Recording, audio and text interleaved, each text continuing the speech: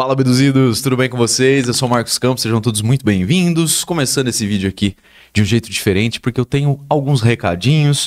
O primeiro e mais importante é: desejo a todos vocês um Feliz Natal. Esse aqui é um vídeo extra que eu tô fazendo, sabadão, dia 21, é o último vídeo antes do Natal. Depois segue a programação normalmente, mas então tô aproveitando a oportunidade já para desejar um Feliz Natal a todo mundo. Muito obrigado pela companhia de sempre. Tamo junto. Segundo recadinho. Galera, vou começar a usar menos fotos, tá? Em alguns casos. Não em todos, mas em alguns sensíveis, como é o caso de hoje. Vou usar menos fotos, porque eu tô tendo muito problema com o nosso querido titio YouTube, porque ele identifica, né? A inteligência artificial, ela lê o vídeo e muitas vezes, antes de passar pela revisão humana, ela dá uma mapeada geral, um overview no vídeo e entende algumas fotos, alguns momentos como conteúdo sensível. E às vezes eu peço análise e isso demora 7 dias, às vezes mais, e volta, tem que reeditar, subir de novo, esperar mais 7 dias, então isso está, né, complicando demais aqui a cronologia, o cronograma de gravação dos episódios. Espero que vocês compreendam, tá? Acredito que 80% da galera coloca para assistir enquanto tá fazendo outras coisas, né? Fazendo uma faxina, fazendo um exercício físico. Então acho que não vai ser um grande problema. Mas pra galera que gosta de ver realmente, peço desculpas aí, mas é que a gente tem que se adaptar à plataforma, não é? Então, às vezes não vai ter tantas fotos assim. Procurar colocar mais foto da vítima, do criminoso, assim, só para ilustrar e não muito além disso, tá bom? Deixa eu ver o que mais que eu separei aqui de recadinho para vocês. Falei que esse caso é sensível, não é? Não que ele tenha necessariamente a ver com isso, mas ele lembra e poderia ser. Não sei se vocês já ouviram falar dos sumidouros, principalmente em aeroportos, né, galera? Aeroporto é um lugar, assim, que exige muita cautela. Se você jogar na internet, você vai achar diversos casos que falam sobre sumidouros, que são, assim, estratégias, né, que esse povo do mal aí, de tráfico humano, tráfico de órgãos e tal, eles utilizam, né, pegam ali pessoas, eles fazem um mapeamento, né, essa pessoa aqui bate fisicamente com o meu cliente, então, aí chega ali com uma estratégia, uma conversinha mole, né, você tá viajando sozinho e tal, nossa, como eu tô cansado de viajar, não sei o quê, vamos dividir um Uber, pra onde você tá indo? Claro que eu tô resumindo, mas vai envolvendo a pessoa, né, então, é um caso que pode servir de muito alerta, não necessariamente é isso que aconteceu, mas tem a ver, como vocês vão entender durante o episódio. Então achei super importante trazer essa história aqui pra vocês, tá bom? Acho que é isso então. Vamos pros fatos, que a história é triste, lamentável e é muito séria nesse sentido, tá? É isso, recados dados, vamos aos fatos.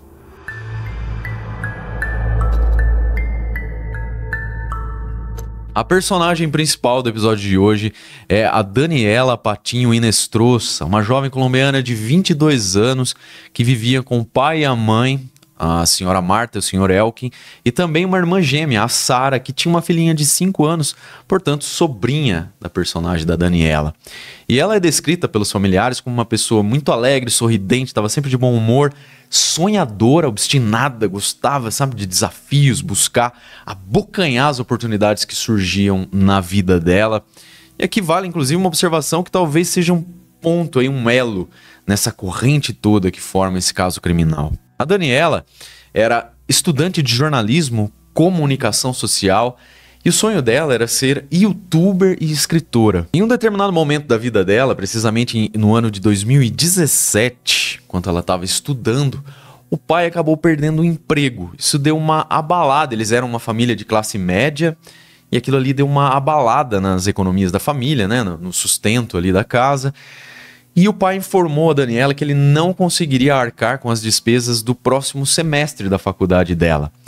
Aquilo ali poderia ser uma notícia que desestabilizasse a Daniela, não é? Mas, como a gente viu aí brevemente pelas características dela, de forma alguma, ela encarou aquilo ali como mais um desafio na vida. Ela falou assim: pai, de boaça, fica tranquilo, eu vou pagar a minha faculdade, vou mexer meus pauzinhos aqui, pode ficar de boa que eu vou conseguir continuar meus estudos por meios próprios. Só que a situação lá na Colômbia naquele período não era muito boa. Tinha ali um índice crescente de desemprego, tanto que pegou aí o pai dela, não é? Ela sabia que ali ia ser complicado, então, resumindo a história aqui, galera, ela conseguiu ali através dos contatos realizar um sonho que ela tinha também, que era conhecer Israel, a Terra Santa. Então ela colocou isso nos planos dela para poder exercer também a profissão que ela sempre sonhava, que é de ser youtuber. Enfim, ela maquinou um plano ali que daria certo para ela juntar uma grana naquele período em que ela estivesse viajando por Israel. E de fato aconteceu. A Daniela viajou, ela mandava vídeos, fotos diariamente para a família, tava todo mundo tranquilo. Ela disse que conheceu várias pessoas lá, conseguiu um emprego, subia vídeos no canal que estava ali com uma certa popularidade. Ou seja, aquilo que começou, né, de uma forma tão... como é que eu vou dizer assim? Um baque, né? Eu falar, não vou poder pagar a sua faculdade no próximo semestre. Deixa comigo. E de quebra ela conseguiu realizar ali o sonho que ela tinha de ser youtuber, né? Parece que a coisa tava funcionando para ela lá em Israel. E ela tava juntando uma grana com o plano de voltar para Colômbia e conseguir dar continuidade aí à sua formação. Além, claro, né, pessoal, de ter uma baita experiência de vida, né? Israel é um lugar fantástico, né? Eu fico assistindo os vídeos lá da chama Israel por Aline, né? Puta, eu acho fantástico, cara. Eu amo lugares históricos assim. Bom, a Dani então passou 9 meses em Israel. Juntou uma boa grana, o plano era voltar para a Colômbia. Ela de fato fez isso. Só que a vida mudou, né? 9 meses, acontecem muitas coisas e na vida da Daniela também aconteceu. Quando ela voltou para casa, os pais estavam cientes ali que ela vai ficar, agora vai voltar para a faculdade, tá com a grana, tudo certo. Só que os vídeos que ela fazia para a internet começaram a ficarem... Os vídeos começaram a ganhar popularidade e isso fez com que a Daniela fizesse contatos. E através de um desses contatos, uma nova oportunidade na vida dela surgiu. A Daniela era muito simpática, ela fazia amizade muito facilmente. E nesse período, essa carreira de youtuber dela, digamos, ela obviamente deve ter recebido muitas mensagens, feito muitos contatos ali e tal. E uma amiga virtual que não teve o nome revelado, né, pelas fontes, teria dito pra Daniela, quando ela já estava na Colômbia, que o pai dela, não o pai da Dani, o pai dessa amiga aí, tinha um restaurante na Espanha e estava buscando garotas para fazer um trabalho lá, um estágio, tal, alguma coisa nesse sentido que ela precisaria, se ela tivesse afim, precisaria viajar à Espanha para fazer esse trabalho. E essa oferta de trabalho, claro que incluía as passagens, né? Toda a estadia, cachê e tudo mais, era uma oportunidade boa para ela que já estava nesse mundo aí de influencer. Digamos que era mais uma oportunidade para ela se enriquecer culturalmente, conhecer um novo país e ao mesmo tempo não usar as economias que ela tinha feito lá em Israel, juntar mais uma grana para poder ajudar a família também. Não encontrei nada se a essa altura do campeonato o pai já tinha voltado ao mercado de trabalho, ainda estavam passando ele por dificuldades, a Dani também estava ajudando nesse sentido financeiro. Fato é que ela enxergou aquilo ali como uma oferta irrecusável naquele momento. Era então dia 16 de agosto de 2019. Essa é a data que a Daniela marcou para o voo à Espanha. Os pais nesse momento não ficaram tão desconfiados porque a viagem a Israel tinha sido tão promissora, tão enriquecedora para a Daniela que eles enxergaram aquilo, assim, ligando também com o espírito aventureiro dela, proativo, falando, vai ser legal, né? Juntar mais uma grana, vai ter ali o enriquecimento cultural, conhecer um novo país. Então, eles deram um ok. Até que chegou, no dia 16, um momento da viagem. A Daniela foi ao aeroporto de Uber. O pai até se ofereceu para levá-la, mas como ele teria que voltar, já era o período da noite, a Daniela falou, não, pai, tá tranquilo. Fica de boa aqui em casa, né? Com a mamãe, com minha irmã, que eu vou de Uber, tá tudo certo.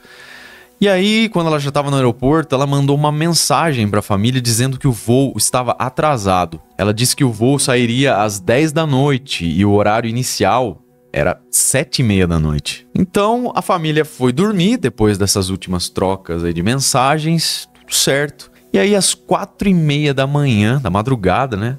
As coisas começaram a ficar esquisitas, porque a Daniela mandou uma mensagem dizendo que estava já desembarcando no seu destino. E eu disse que a coisa começa a ficar esquisita pelo seguinte: uma viagem da Colômbia até a Espanha, mais ou menos 9 horas e pouco aí de voo. E se a gente levar em consideração a hora que a Daniela falou que já estava desembarcando, essa viagem não durou nem 6h30, não é? Então aquilo causou espanto na hora. Os pais perguntaram, falaram, uai, mas como assim você já chegou tão rápido assim? E aí mais um elo nessa corrente, na história dessa corrente criminal. A Daniela disse nesse momento que a tal amiga né, que não teve o nome revelado, que o pai precisava de emprego, na verdade tinha se enganado e que a história toda seria na Guatemala. E aqui, galera, a gente abre um parênteses porque assim, será que a Daniela foi enganada? Ela estava sabendo, não quis preocupar os pais? Aí tem um ponto cego na história, tá? Seja como for, é nesse momento que ela revela aos pais que na verdade ela estava desembarcando na Guatemala e não na Espanha. Por isso que eu comentei com vocês lá na introdução o negócio do sumidouro, né? Amigo virtual, amigo que você faz assim do nada, numa rodoviária, principalmente num aeroporto, né? Essa história começa ali com assuntos triviais que... Sabe a linguagem fria? A pessoa vai entrando na sua mente assim, concordando com você. O ser humano é assim, negócio de ser ouvido, e vai dando trela, vai dando corda. A hora que você vê, tá um amiguinho ali. E ali pode ter uma armadilha irreversível, galera. Todo cuidado é pouco, parece até paranoia, mas é verdade. Aeroporto é um lugar sinistro. Busquem aí nos podcasts pra vocês verem. Tem vários relatos assim que você fala, meu... Eu mesmo até ficar vendo esses casos de sumidouros aí, não fazia ideia que o negócio era tão bizarro assim, feroz. Tem que ficar de olhos abertos mesmo. Então, por isso que eu falei da semelhança, tá? Não dá pra saber se a Daniela sabia o que estava acontecendo, foi surpreendida ali durante o embarque, na viagem. Percebe como tem uma trama se desenvolvendo nessa história? Muito bem. Os pais da Dani, claro, ficaram muito preocupados, não é? O que você tá fazendo aí? Será que você foi enganado? O que tá acontecendo? Ô Dani, manda foto, manda vídeo, vai se mantendo aí na comunicação pra gente acompanhar em tempo real aí o que você tá fazendo, tá? E aí, beleza, ela foi pro hotel lá na Guatemala, começou a mandar vídeo, foto, um monte de jovem, todos reunindo, felizes, né? Toda aquela coisa toda, alegria, biriri, antes de começar o trabalho. E aí os pais deram uma baixada ali na temperatura, começaram a se acalmar. Só que, essa é uma história de true crime, não é? Essa paz aí durou pouco. Do nada, a Daniela entrou em contato com os pais, avisando que aquela oferta de trabalho era uma fraude, era uma mentira, que na verdade ela tinha caído em um esquema de tráfico humano. As pessoas queriam que ela vendesse o corpo. E ela, claro, se recusou, mas ela estava envolvida ali no meio de uma máfia, né? A galera que faz isso daí é um lixo, é escória, né? E aí, quando ela percebeu que ela estava nessa situação, se correr o bicho pega, se ficar o bicho come, né? Então... Não sei como ainda ela conseguiu contato com os pais, né? Aparentemente, acho que essa máfia aí deve ter dado um ultimato. Ela pensa bem no que você vai fazer. Agora entrou, minha filha, não tem mal o que fazer. E coitada, né? Caiu no conto do vigário, não tem o que fazer ali. E ela conseguiu contato com os pais, avisou o que estava acontecendo. Ela disse que os chefes ali da quadrilha estavam exigindo 3 milhões de pesos colombianos para que ela pudesse sair do esquema. E como ela não estava disposta de maneira alguma a ceder, né, a vender o próprio corpo, ela ligou para os pais para pedir ajuda. Acho que inclusive é por isso, né, que ela conseguiu manter o contato. Os caras estavam aí querendo grana, fala com seu pai, sua mãe, e é isso, não tem para onde fugir. E aí quando ela dá essa notícia, você imagina, um pai e uma mãe receber um negócio desse? Foi uma bomba, né? O teto desabou, o cara já estava lá desempregado. Só que eles tinham ali algumas economias, né, poupança, etc e tal. Eles foram raspando tudo que dava, vendendo as coisas para tentar juntar essa grana que era praticamente impossível tão rápido assim. E ao mesmo tempo a coisa estava muito séria no sentido de risco de vida mesmo, porque a Daniela falava pro pai não comentar sobre aquilo com ninguém, porque ela estava correndo sério risco ali de perder a vida na mão dessas pessoas. Era para pegar essa grana o mais rápido possível, transferir, e supostamente a história terminaria aí. A mãe, a senhora Marta, a mãe da Daniela, claro, entrou em contato com a polícia enquanto isso tudo estava acontecendo. Só que de nada adiantou, né? A polícia de lá falou que eles não tinham nada a ver com isso, que a jurisdição era lá da Guatemala e que eles não podiam fazer nada, infelizmente. O que é muito estranho, né? Porque se trata de um caso de tráfico humano internacional, creio eu que há ali uma rede, né, policial que tem que ter os contatos. Galera, infelizmente eu não achei nada muito contundente assim, que explicasse essa parte, tá? Mas é aquela história, né? Depois que a coisa fica muito séria, não tem mais volta, aí o negócio anda, enquanto deveria ter andado antes, né? Mas enfim. Nesse passo aí, o senhor Elkin, o pai da Daniela, falou que ela deveria entrar em contato então com as autoridades lá da Guatemala, porque eles receberam uma negativa ali das autoridades do país deles. Só que a Daniela tava muito assustada, falou, não posso fazer isso, porque se eu fizer isso, esses caras vão me matar aqui, então vamos tentar pegar o dinheiro e resolver dessa forma que eles querem. No meio de tudo isso, a Daniela consegue enviar a localização dela. E ela está precisamente na zona 10 da Guatemala, em uma rota para El Salvador. Diante dessa mensagem aí, o pai dela fala para ela que ele tinha conseguido juntar 1 milhão que ele iria transferir. Os pais, nesse momento da história, dão uma ideia na Daniela, falam assim: você não consegue escapar de alguma forma, voltar para casa? E ela responde que ela não iria fazer isso porque ela estava com medo dessas pessoas seguirem e fazerem mal também à família dela, né? Os pais, a irmã, a sobrinha. Então ela estava lá. Só que ao mesmo tempo, durante essa transação aí de 1 milhão, ela manda uma mensagem dizendo que tinha conseguido escapar dos sequestradores. E aí a história começa a ganhar um tom assim de filme de suspense de ação, né?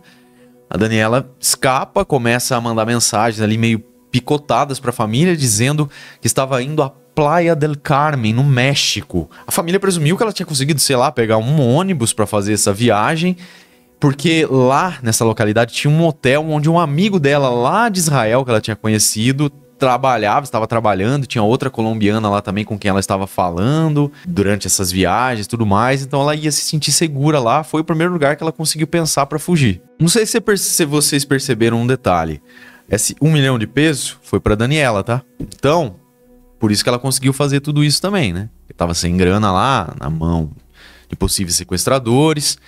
Bom, e aí ela chegou nesse hotel aí, em Playa del Carmen, e aparentemente a paz reinou ali por um tempo na família, tá? Ela começou a mandar fotos de novo, dizendo que tava tudo certo, tava num lugar belíssimo, e a coisa finalmente parecia em paz para a família. Mas aí vocês devem estar se perguntando, como assim, diante de uma situação tão tenebrosa, medonha dessa que acabado de acontecer, agora tava de boa, mandando foto, um lugar belíssimo, se divertindo, etc e tal? Não me perguntem como nem porquê, mas é o que é descrito aí que aconteceu. Só que essa aparente paz, de pensar em todo o contexto, paz nunca teve ali, não é? Partindo de que tudo isso é real. Enfim, no dia 10 de setembro de 2019, toda essa alegria, essa paz, esse monte de foto, vídeo que ela mandava, simplesmente pararam. Na tarde desse dia 10 aí, a Daniela não mandou mais nada e o telefone da residência, principalmente do senhor Elkin, o pai dela, tocou. Quando ele olhou, era o telefone da Daniela. Atendeu, claro, mas não era a Daniela. Era uma amiga dela que estava com ela lá no hotel, não teve o nome revelado pela imprensa, e disse que a Daniela tinha saído para comprar algumas coisas, pertences, mantimentos e tal, e não tinha voltado. E as coisas dela tinham ficado no hotel. Então, por isso que inclusive que ela estava ligando do celular da Daniela para o pai dela. Claro que os familiares, o pai e a mãe, foram novamente à polícia, procuraram a polícia para fazer uma denúncia de desaparecimento. Também não sei muito bem o que aconteceu depois disso, se eles também deram de ombros ou fizeram uma comunicação aí entre as polícias, né, dos dois países. O fato é que a família meio que foi por vias próprias, sabe? Fazendo campanhas em redes sociais, falando com amigos. Aquela divulgação em massa de uma pessoa desaparecida que a gente já conhece bem aqui, né, nos casos. A campanha, principalmente via redes sociais, foi imensa. Tanto que, 17 de setembro, no dia 17 de setembro, um perfil entrou em contato com a dona Marta, mãe da Daniela, informando que eles haviam encontrado um corpo. Uma pessoa que não estava identificada, e o corpo havia sido encontrado em Playa del Carmen. A jovem estava nua, sem documentos, as roupas estavam empilhadas ao lado do corpo. Essa pessoa, perfil, enfim, uma mídia aí de notícias que entrou em contato com a dona Marta, informou que o corpo estava já em estado avançado de decomposição e que, apesar disso, havia ali algumas tatuagens que estavam preservadas, e essa pessoa queria enviar uma foto à dona Marta para que ela pudesse reconhecer positivamente ou negativamente como a Daniela. E aí essa pessoa envia uma foto e pergunta: senhora, você pode me dizer se essa é sua filha ou não? E naquele momento o mundo desaba, né, para dona Marta, para toda a família da Daniela, que lamentavelmente, e chorando muito, a dona Marta reconhece a tatuagem como pertencente realmente à Daniela. Nesse momento, o desespero toma conta lá na casa da Daniela, uma tristeza sem fim. E o senhor Elkin, vendo o estado da esposa, vai até lá, abraça, fala: o que tá acontecendo, o que tá acontecendo? E a única coisa que ele ouve é: assassinaram nossa garota. A partir desse momento, né? O desaparecimento estava solucionado, infelizmente. Estava constatada a morte da Daniela, claro que precisaria haver ali uma investigação para saber o que aconteceu. Mas o primeiro passo ali que eles deveriam tomar é levar o corpo de volta, né, ao país dela. E para isso eles precisariam estar presentes lá no México. Uma pessoa da família, pelo menos, teria que estar lá para, né, reivindicar o corpo e repatriá-lo. E ali a família estava naquela situação quebrada, né, financeira. Eles fizeram ali um financiamento coletivo, receberam doações de vários lugares, como por exemplo Colômbia, Israel, onde a moça tinha estado, né, 9 meses. Também Estados Unidos. Um deles conseguiu viajar ao México. E aí foi feito todo o processo, tá, pessoal, dessa repatriação do corpo aí. E enquanto isso, o Ministério Público lá da Colômbia estava iniciando uma investigação. É aquilo que eu falei, né? Agora vamos iniciar uma investigação, hein? E quem foi lá buscar o corpo da filha foi o Sr. Elkin, tá? O pai. Enquanto ele estava lá, claramente ele também temia pela vida dele. Uma vez que tudo começou diante daquela questão de tráfico humano, aquela viagem que estava esquisita. Então toda a história precisaria haver uma investigação aí monstruosa para saber tudo o que aconteceu. Nisso a gente avança até o dia 3 de outubro de 2019, quando o Sr. Elkin Patinho, na verdade, recebeu, enfim, uma informação importante dizendo que a polícia lá do México havia capturado um homem supostamente ligado ao caso da Daniela. Mas enquanto isso, nessa janela de tempo aí, coisas bizarríssimas começaram a acontecer e a gente sabe que acontece, né? Por exemplo, no caso do menino aqui de Franca que sumiu, Wesley, não é? Sabe, a família recebia tanta informação mentirosa. Fico pensando como uma pessoa pode querer passar trote numa família enlutada, desesperada. No caso do Wesley era desaparecimento, no caso aqui, um assassinato. A família queria informação sobre o que tinha acontecido.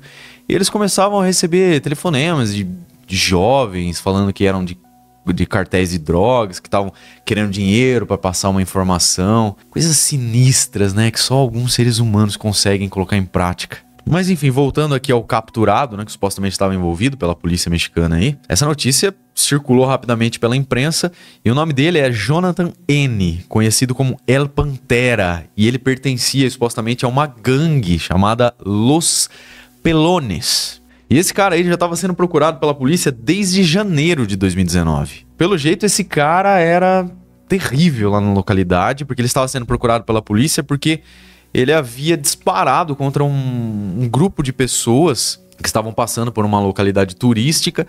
E em setembro ele também já era procurado por um outro caso de homicídio e agora estava ligado também ao caso da Daniela. O sujeito era um dos líderes dessa tal gangue aí. Histórico criminal assim gigantesco, né? Os caras eram envolvidos com narcotráfico, com controle ali de boates, bares da região, uma espécie de milícia misturada com tudo que há de pior que vocês possam imaginar. Esse cara estava envolvido aí.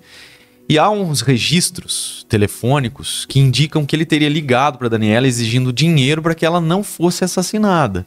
E a história começa a ficar muito confusa, né, galera? Não dá para saber. A princípio, quando eu comecei a ver, falei assim, esse cara é um boi de piranha, né? Tipo, vamos jogar esse cara aí pra, né, dizer que é só um louco aí que matou por acaso e meio que desmembrar aí de toda essa história de tráfico humano e tal, que geralmente é uma ligação muito maior, né? Com uma cadeia de crimes, aí um monte de gente envolvida. Então a sensação que dá é essa, não é? Quando você começa a investigar, as coisas começam a aparecer sobre esse cara, aí você vê que realmente ele também estava ligado com um monte de porcariada aí de organizações criminosas, provavelmente essa gangue aí. Então devia ter ligações, né? Aquele mecanismo maior que tem várias ramificações pequenininhas e células e tudo mais. Cara, a polícia estava diante de um caso muito complexo. E aí eu pergunto a vocês, o que vocês acham que aconteceu? O El Pantera aí, o tal do Jonathan. Me digam. Por falta de provas, o cara depois foi liberado, né? Segundo a polícia, em investigações, não tinham muitas provas contundentes que pudessem colocá-lo como autor do crime. E sabe o que é interessante? É que essa história que eu acabei de falar de boi de piranha, o próprio pai da Daniela falou isso também para a imprensa. E disse que ele nunca achou que esse cara realmente tivesse envolvido na morte da filha dele. Só que aí temos um ponto-chave no caso, tá? Algo novo acontece. Bom, esse cara é supostamente descartado, apesar de ser um completo ser desprezível, né? Ligado com tudo que é tipo de crime. Muito bem, o pai também tinha essa desconfiança. E é a sensação que a gente tem, né? Pelo menos a que eu tive. Não sei se vocês concordam, comenta aí pra mim. Mas olha o que aconteceu. Um meio jornalístico aí, uma mídia de Comunicação, Investigação Criminal lá da Guatemala, conseguiu acesso àquelas conversas que a Daniela teve com os pais lá na primeira situação, tá? Então o que eles fizeram? Quando eles pegaram a localização que ela enviou, eles foram investigar. E quando eles chegaram lá, era um estabelecimento chamado Oasis Spa. E esse local foi descrito pelos jornalistas que estiveram lá como um ambiente, né? Um prédio ali que estava com uma placa de vende-se. Só que tinha um leão de chácara lá, sabe? Um cara que estava de guarda. E esse cara aparentemente ficou muito incomodado com a presença dos jornalistas. E aí, claro, alguns repórteres mais corajosos foram lá e perguntaram para esse cara aí, uma espécie de segurança, né? Olheiro ali. Aí funciona alguma coisa? O cara respondeu, falou que sim, era uma casa de massagens e tudo mais, mas só que eles não poderiam entrar, estava proibida a entrada. Só que, felizmente, essa informação foi crucial para as investigações. Não sei se ela foi importante ou ela foi meio que assim, e agora, né? Esses repórteres foram lá, corajosos pra caramba, colocaram a gente numa sinuca de bico, né? Agora a gente vai ter que investigar essa parada aí. Porque esses esquemas, galera, tem autoridade por trás, né? A gente sabe disso, ou não? Então, passaram-se anos. Em 2023, Ministério Público, polícia, tudo mais, autoridades lá da Guatemala, onde funcionava essa bagaça aí, desmantelaram uma rede de tráfico humano, tráfico sexual, exploração sexual. E foram essas pessoas que realmente tinham sequestrado a Daniela e também outras mulheres. E eles descobriram que a forma que essa organização aí agia não era sequestrando mulheres nas ruas, nada disso. Cena de filme, era através das redes sociais. Aquela conversinha mole, oferece uma coisa aqui, outra ali. Porque nunca é incisivo do nada, assim, né? Os caras vão construindo uma relação com a vítima em potencial, sabe? Por isso que eu falei que todo cuidado é pouco.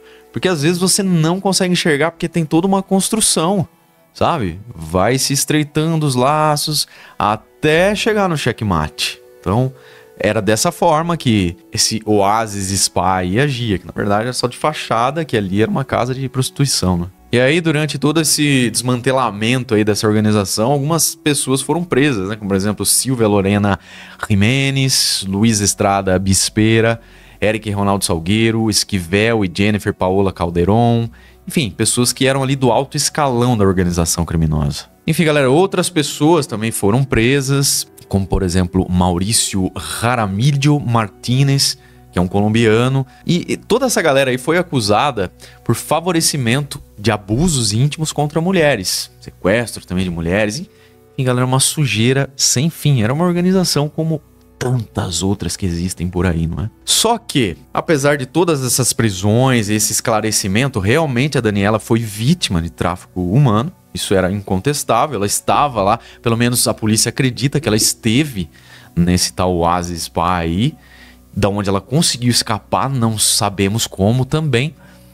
E certamente foi uma retaliação ali, né, pela fuga dela, ou não, porque o caso, apesar de parcialmente solucionado, ainda está sob a jurisdição lá de Playa del Carmen, no México, e tudo isso foi feito pela polícia guatemalteca. Então, né, a gente tem aí um caso internacional onde vai precisar haver muita cooperação entre as organizações para que se chegue num denominador comum, né? E a gente sabe, como eu falei, esses casos muito gigantescos assim são complexos demais para se chegar a uma solução. Creio eu que vai jogar no lombo dessas pessoas aí que já foram presas mesmo. E aí, é aquela coisa, né? Será que a Daniela foi vítima de um crime ao acaso ou foi uma retaliação e alguém foi atrás pelo fato dela ter fugido, aliás, do local lá? O que eu posso dizer é que, e é fato, né, todo mundo sabe, que esses casos, esses esquemas de tráfico humano, exploração sexual, galera, são complexos demais, é um emaranhado de peixes muito grandes, muita grana envolvida aí, e é difícil ter um ponto final definitivo, não é? As coisas, o sistema é foda, como diz o filme lá, o Tropa de Elite, né? Ele dá uma mão pra salvar um braço. E é basicamente a realidade mesmo. O que eu lamento é pela família Patinho, né? O Sr. Elkin, a Sra. Marta, a Sara, irmã da Daniela, a sobrinha dela, que já tava com 7 anos nessa altura dos fatos. E que, né, tiveram aí esse desfecho lamentável pra um ente querido deles, né? O que eu sei é que a Sra. Marta abandonou o trabalho, virou dona de casa ali, acho que talvez pra... É difícil, né, galera? Não sei nem o que falar no momento desse. Eu sei que o Sr. Elkin precisou continuar trabalhando, né? Pra sustentar a família. apesar dessa tristeza imensurável. Eles seguiram ali e certamente devem ter se apoiado em algumas causas, como acontece em boa parte das famílias que passam por uma situação terrível dessa, não é? É uma espécie de muleta ali para se apoiar e conseguir seguir, não é? Eles também falaram que estão buscando forças por causa da Sarah, né? Da netinha deles, tal, sobrinha da Daniela. E vão tocando a vida, né, galera? E tem aqui um ponto que o próprio Sr. Elkin falou e que eu sempre reforço com vocês: todo cuidado é pouco, galera. Observem os relacionamentos dos seus filhos, filhas, até mesmo idosos, pessoas mais vulneráveis, assim, digamos, não é? Observem como essas pessoas se comunicam, principalmente nos meios digitais. É um perigo muito grande. A gente acha que não é, mas é. Você fala assim, o que pode acontecer aqui? Eu não vou me deixar me levar. Deixa, galera. Esses caras têm uma lábia filha da mãe. Você não viu o caso do menino que eu fiz um Reels lá? O menino deu fim dele mesmo porque ele começou a conversar com uma inteligência artificial, galera. Você imagina o que um ser humano pode fazer para ir estreitando os laços, né, amarrando os gomos dessa corrente até chegar num ponto sem volta. Então, todo cuidado é pouco, sim, vale muito a pena ficar atento. E também fisicamente, principalmente em aeroportos, esse lance do sumidouro, tá? Se vocês quiserem um documentário sobre sumidouros, por gentileza, comente aí, eu quero, nos comentários aqui desse vídeo. A gente vai preparar um doc bem legal pra vocês aí, porque é um alerta muito importante, né? Pelo menos penso eu que sim. E olha só que triste, pessoal, só pra gente finalizar aqui. A dona Marta, ela diz que toda noite ela procura um áudio específico ali, que ela trocou com a Daniela, onde a Daniela fala assim: eu, Daniela Patinho, sou uma mulher que sonha em ganhar o Prêmio Nobel de Literatura. Gosto de amar e viver, sentir as árvores, a natureza e me sentir amada. A dona Marta pede a Deus para encontrá-la, mesmo que seja em sonhos, só para poder abraçá-la pela última vez. Tristeza, não é, pessoal? Nossa, o vício de uma mãe mexe, não tem como. É isso, tamo junto, muito obrigado pela sua companhia, um beijo do Ruivo e até o próximo episódio.